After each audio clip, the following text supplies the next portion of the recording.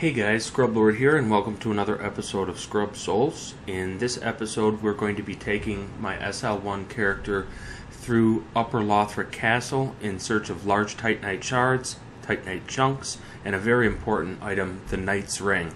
We're not going to be killing any bosses in this episode, unless you consider the two dragons kind of bossy. I don't really think so.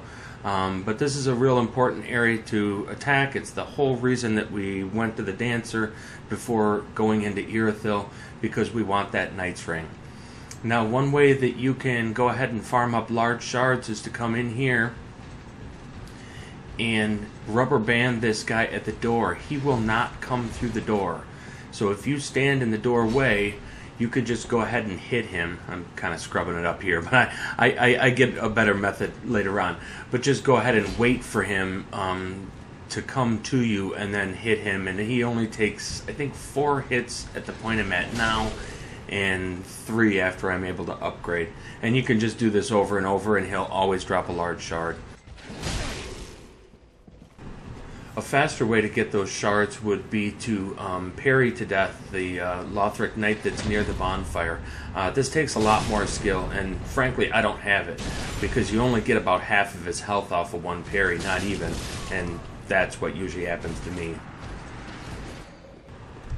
As you make your way through the castle, make sure you're picking up all of the drops you can. There are just tons of upgrades, and most of them are chunks. There are quite a few twinkling Titanites as well, so just make sure you're getting everything, and I'll show you where a couple interesting things are that you might not know about or how to get them.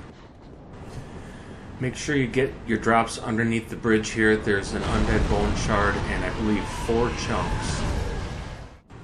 And the Pus of Men characters will drop large Titanite shards. You can just cheese them through the door. They won't come through it, so you can lob fire bombs at them or shoot them with your crossbow. And through that doorway you'll also find a crystal bug with 2 Twinkies. It's probably going to get you dead, but these Twinkies are worth it, especially this time of the game.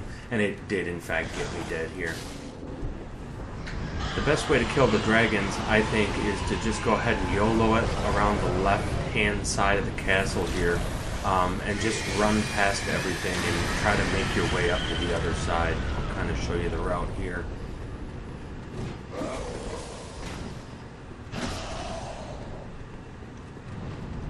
Run. Now you're going to have stuff on your tail here, and when you get into the far side, the dragons are going to start breathing fire down here, and this is going to be a tough area. I died once here and had to come back, but it's real mobby. Once you manage to clear a path to one of the Pus of Men that's kind of controlling the dragons, I stand way back in the doorway here and hit it with a crossbow. It's faster to do it with fire bombs. It does a lot more damage, but it'll shoot curse across the floor and it can kill you real fast. There are 4 chests down by the Outrider Knight, but trying to fight this guy would be an absolute nightmare at SL1. I haven't even tried, to tell you the truth. I mean, he's killed me, but I haven't actually tried to fight him. But he can be dragged all the way back to the bonfire. Just do a loop, run back, you got an empty room. Just open your 4 chests that way. Here, I got the place all to myself. Twinkies. My second YOLO in this area is going to be to get to this lever. I actually come back and clear a lot of this stuff out so that I can pick up some of the drops that are laying around, but there isn't anything terribly important. And the Mimic I just ignore altogether. It drops 3 Titanite scales, and you can't use boss weapons at SL1 anyway. And YOLO number 3 is a mad dash for the elevator.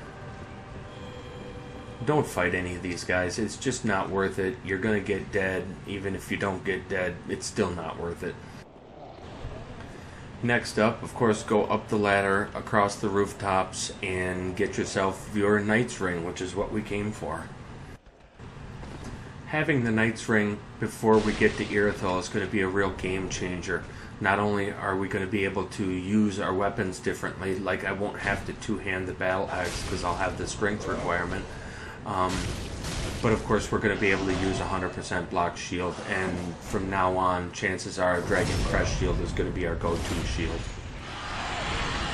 The last thing we'll want to do in this area is drop some fire bombs on this last puzzled man. Drop down and pick up all the items down here, and if you want you can kill this mimic too.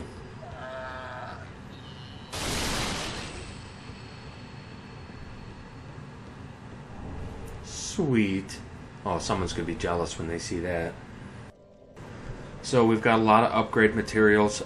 You can basically focus on one weapon now. I did the deep battle axe because it'll help me against Osiris. We've also got the fire broadsword that we're going to want to use against the Pontiff. And you've also got a store of straight sword sitting around that you're going to want eventually. So, you know, you just kind of pick and choose what you want to upgrade. Go ahead and throw some Twinkies on that Dragon Crest shield, I would recommend. But thanks for watching. Leave a like and subscribe, and check back to see how I do against probably Osiris and Gundyr next episode.